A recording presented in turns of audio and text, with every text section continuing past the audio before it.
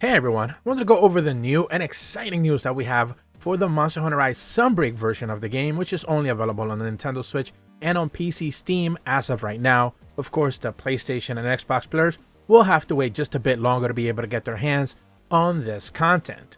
And today we're simply just going to be going over the brand new challenging and interesting event quest that we finally got our hands on called Moonlit Muscles.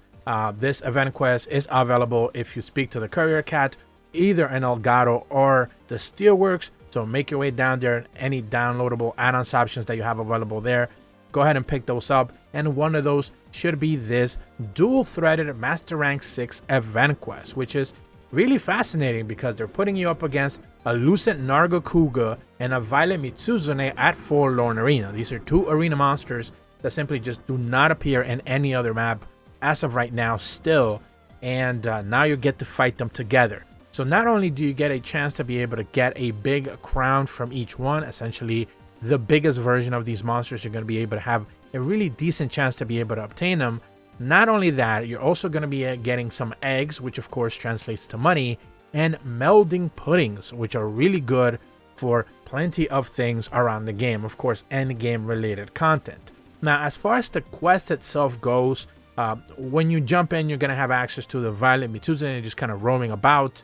Of course, you have the sleep frog there. You can kind of bounce it on the wall if you use the spider. You have a couple of things to kind of abuse it a little bit, but you probably want to save those items for Lucent Nargacuga, which we're going to be talking about in a second.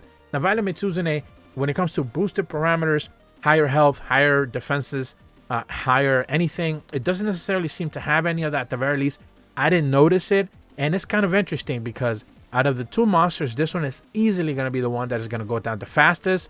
Probably because of Purist Gunners, most likely, or something along those lines, but this one just doesn't necessarily put up a fight. One of the things you will notice, though, as you're fighting Violet Mitsuzune, is that Lucent Nargacuga is just going to jump into the fight about halfway through. So it's not going to wait for you to actually take it down or anything like that.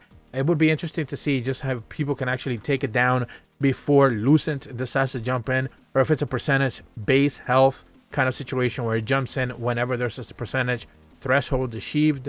I'm not necessarily sure, but essentially as you're like kind of midway fighting this thing, Lucent is gonna jump in, and Lucent, boy, this dude hurts. He hits extremely hard. So when it comes to boosted parameters, he has higher health, higher damage, and higher resistances. So I didn't see it get stunned by like pets and stuff like that, like, you know, paralyzed. I didn't see it do that. I've only seen it people like do traps and therefore it gets paralyzed, but like through normal pets, which usually pets will be able to like paralyze a monster here and there. Didn't see it do that. So high resistances are working. It has a lot more health, so therefore it's going to stay up way longer than Violet, and probably twice as long, if not longer. And it hits like a truck. It's going to combo you to death. I've seen not just myself get comboed into a corner, but I saw two other players as well. I did this quest 3 separate times, and each one of those times 2 people died. I died once, and then 2 other people just died in the subsequent quest.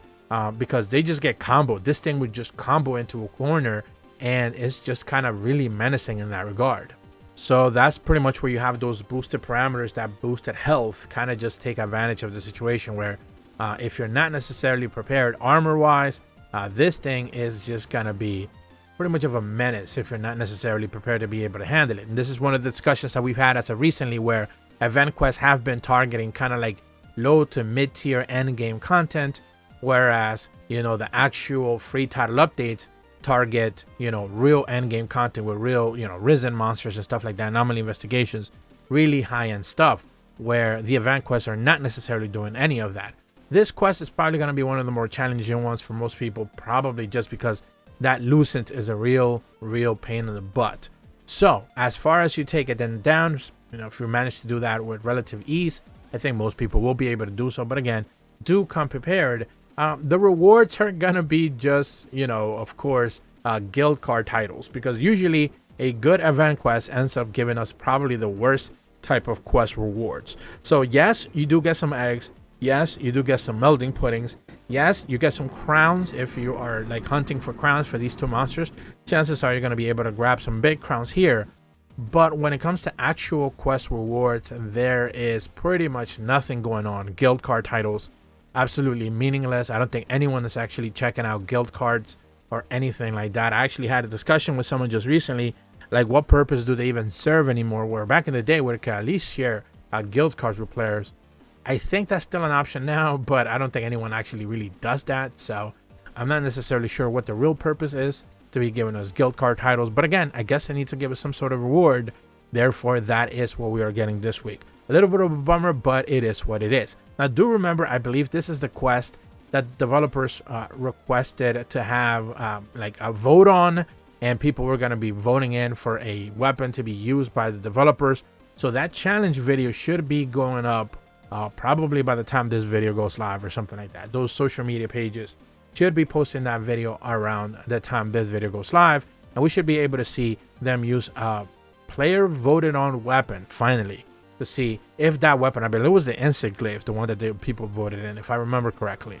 So we'll see if that weapon ends up getting not just some love, but also some improvements on the 4th free title update, since pretty much every single time they have had these type of votes, players end up voting for a weapon that needs some love, and the developers end up boosting that weapon just a little bit as they get to play it and showcase it, and then realizing that maybe it could use some more love. But that's about all the information that I have for you guys today. If you're brand new to my channel, be sure to leave a like and subscribe. Hit the bell to receive notifications when the videos go up. And as always, thank you so much for watching.